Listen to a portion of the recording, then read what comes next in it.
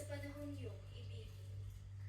Dahilan sa ako'y pinaglahi, napahiyang lubos sa pagkonsyami. Sa mga kapatid, parang ako'y iba,